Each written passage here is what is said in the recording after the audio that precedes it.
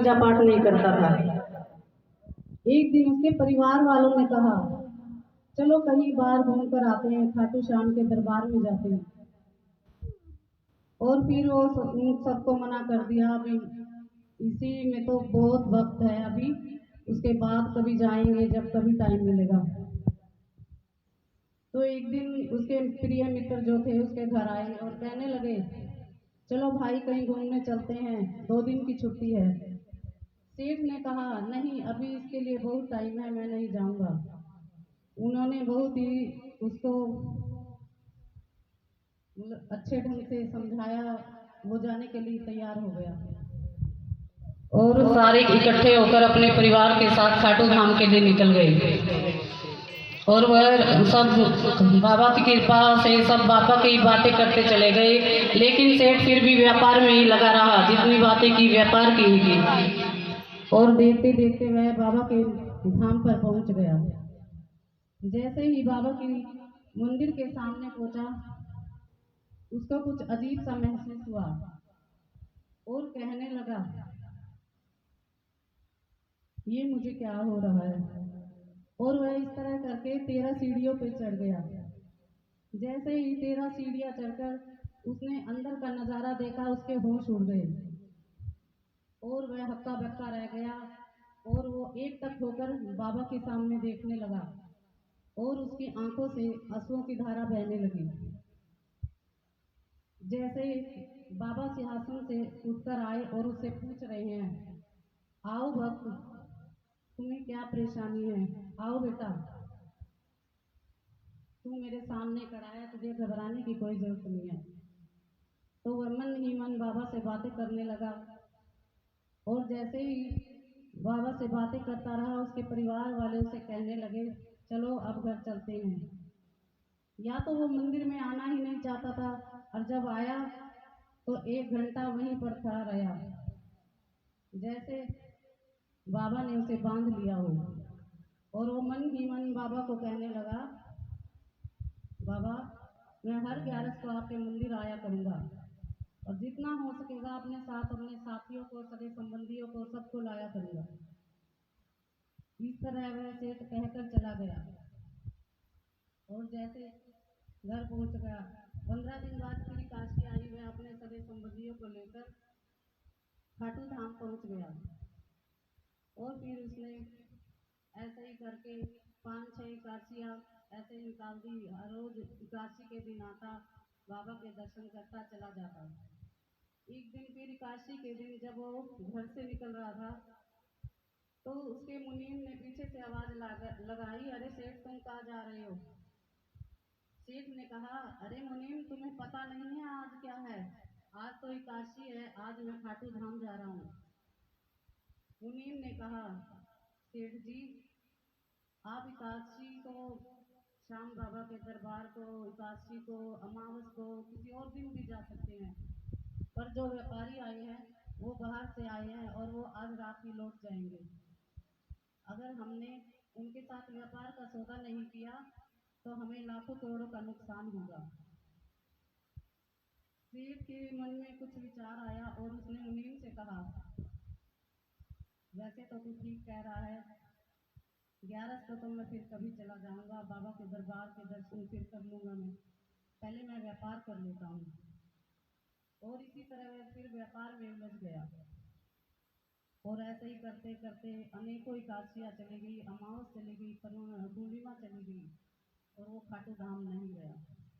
एक दिन से सोया पड़ा था और उसे ऐसा महसूस हुआ कि जैसे कोई उसे कह रहा है कि अरे सेठ, मुझे तो ऐसा लगा था कि कोई भोला भक्त मेरे दरबार में आया है, अपनी परेशानी सुनाने के लिए मेरे पास आया है। मुझे क्या पता था कि कोई सौदागर आया है और सौदा करके चला गया। बाबा ने ऐसे आवाज लगाकर उसे कहा और उससे कहा, तू अपने घर पर ही व्यापार में ही खुश रहे। और वह एकदम सुबह जैसे उठा, उसको याद आया रात को मुझे कुछ आवाज सुनाई दी थी, शायद वो श्याम बाबा ही होंगे। और वह सुबह जैसे ही खाटू धाम खाने के लिए तैयार हुआ, घर से थोड़ी दूर निकलने पर उसका एक्सीडेंट हो गया। एक्सीडेंट में उसकी दोनों टांगें चली गई। फिर सेठ अपने घर पर ही रहा, वह कहीं जाने के लायक न रहा। लगाई, अरे डाकिया भाई जरा इधर आओ, तुम तो दिल्ली, कलकत्ता, बम्बई सब जगह के संदेशे पहुंचाते हो, क्या मेरा संदेशा भी पहुंचा दोगे श्याम बाबा के पास? डाकिए ने आवाज लगाकर पूछा, अरे भाई अभी रुको, आ रहा हूं मैं। वो उसके पास पहुंच गया और कहने लगा, बोलो सेठ, क्या तुम्हारा संदेशा है और किसके पास पहुंचाना है? तो सेठ कहने लगा, सुनो भाई। फिर डाकिया पूछने लगा, सुनाओ। तो जैसे ही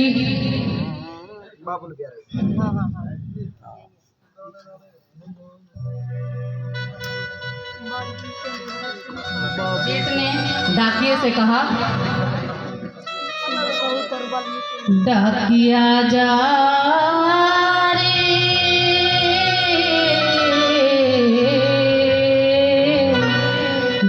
डाकिया जा रे, सामने संदेश होगी होगी, सामने जाए तो कहती होगी, भगत तेरा दर्शन मैं करते हो। डाकिया जा रे,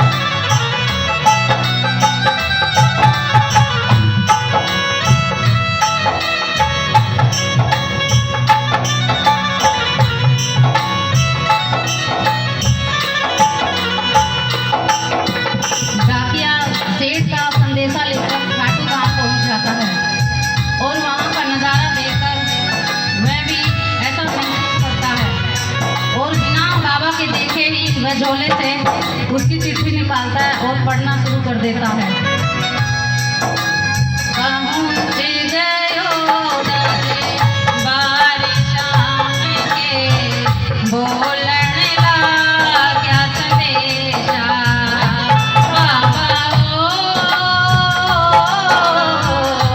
पहुँच गयो दरबार शाम के, बोलन लाग्या संदेशा। बाबा बन बैठो गदे श्याम दीवारो, कुछ ना रयो अंधेरो। आंकड़िया सुबर सिहार, नैया सावन की फुहार। आंकड़िया सुबर सिहार, नैया सावन की फुहार। देख सावरिया बोलो या वचन हो, डाकिया जा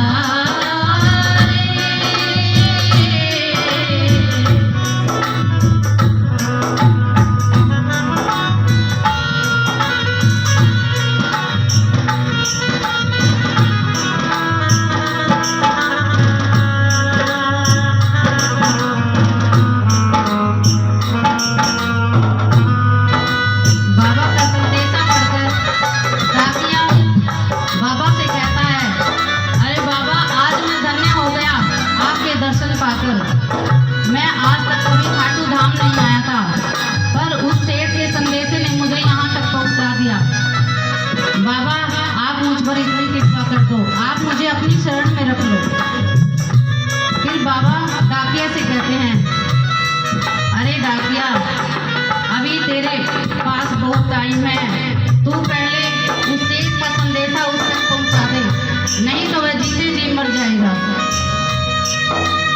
तो फिर बाबा उससे कहते हैं,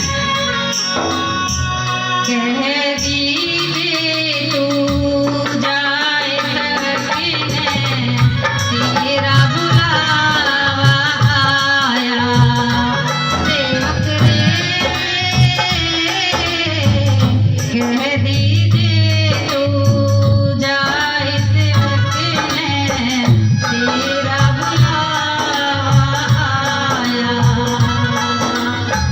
सबकी आस पुराऊं तो तू कैसे रह पाती। तेरी सारी जानो बात कर दूं पूरी मन की आस। तेरी सारी जानो बात पूरी कर दूं मन की आस। पर पड़ा मेरे कानी कदम हो, डाकिया जा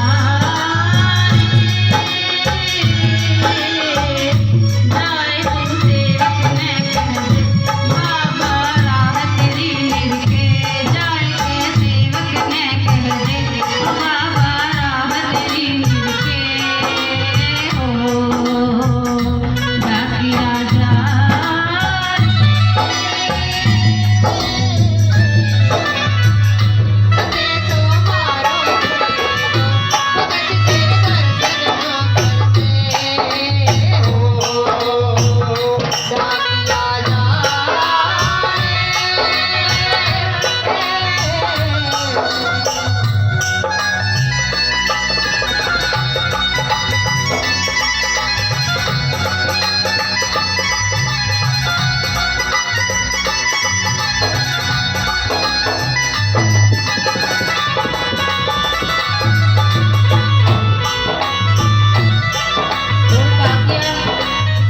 रात को ही सेठ का संदेशा लेकर सेठ के घर पहुंच जाता है और सेठ का दरवाजा खटखटाता है और कहता है, अरे सेठ बाबा का संदेशा आया है। सेठ लाचार था, वह अपनी दोनों टांगों से उठ नहीं सकता था और उस दिन किस्मत की बात है, उस दिन घर में उसके कोई नहीं था, वह अकेला ही था। और उसको ऐसा महसूस हुआ कि उसके बाबा का संदेशा उसके पास आया है। जैसे ही इसने जोर से आवाज लगाई, आप सभी ने भी जोर से जयकारा लगाना है।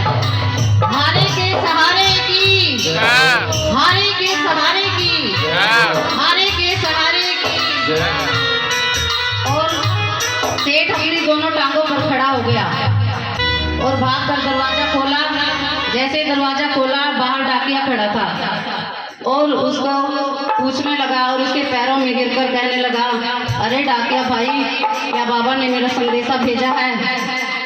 तो वह डाकिया उसके थैले में से चिट्ठी निकालकर सेठ को देता है और सेठ चिट्ठी लेकर झूम झूम कर गाने लगता है। हाँ